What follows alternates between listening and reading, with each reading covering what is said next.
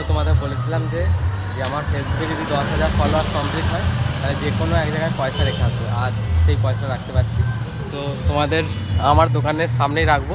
ঠিক এইখানে হচ্ছে তোমরা তিনজন, যে কোনো তিনজন পরোটা খেতে পারবে এই পয়সাটায়। দুটো করে পরোটা আর 2 পিস করে তো চিলি চিকেন হয়ে যাবে।